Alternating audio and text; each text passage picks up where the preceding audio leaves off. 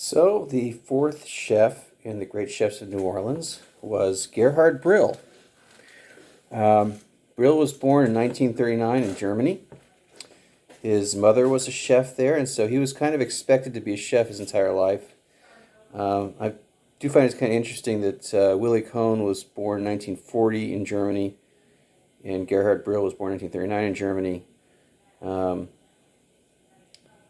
They were both their families were reasonably successful, so I gotta kind of wonder a little bit about their allegiances, but that's neither here nor there at this point.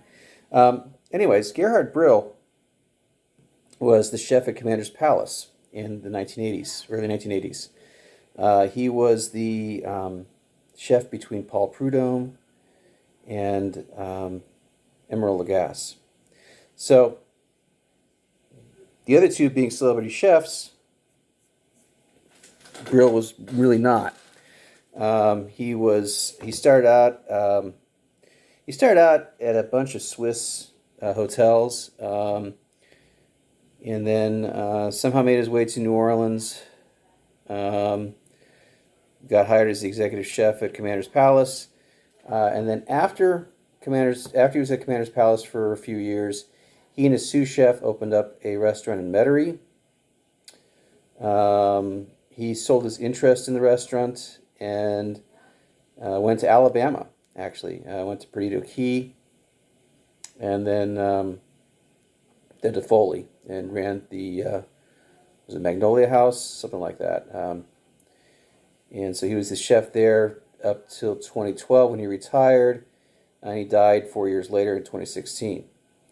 One of the interesting things about him, even though he was not a celebrity chef at Commander's Palace, he was there during their 100th anniversary, and he is the one who is credited with their bread pudding souffle. That's not what I made, though. My original plan was to make his veal and wild mushrooms recipe, because I've got the Commander's cookbook here. And the veal and wild mushrooms recipe was not in it. I could not find the chanterelles or morels in the Houston area. It's probably just not the right season, but I don't know. Anyways, I checked most grocery stores and couldn't find them. So I ended up going with the Tournedos Coliseum, or Tournedos Coliseum, as I like to say. So that's what we made. It was pretty good. It really only took a couple hours to prepare, so not too bad.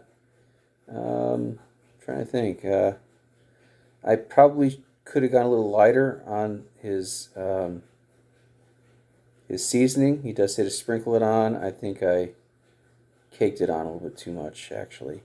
And then I used olive oil instead of butter for the meat. And then for the béarnaise and marchand de vin, I just used margarine, which worked fine, frankly. Béarnaise was still, creamy and relatively fluffy. The marchand de vin, the only thing I couldn't do was I didn't make the demi-glace for it, so it's actually easier to strain, among other things, but it didn't have that really didn't have a whole lot of meaty flavor to it. But it was good, yeah, that's about it. Anyways, thanks. So here's the béarnaise sauce, and this is a marchand de vin before straining it. There you go. So here's the Tournedos Coliseum. Yes.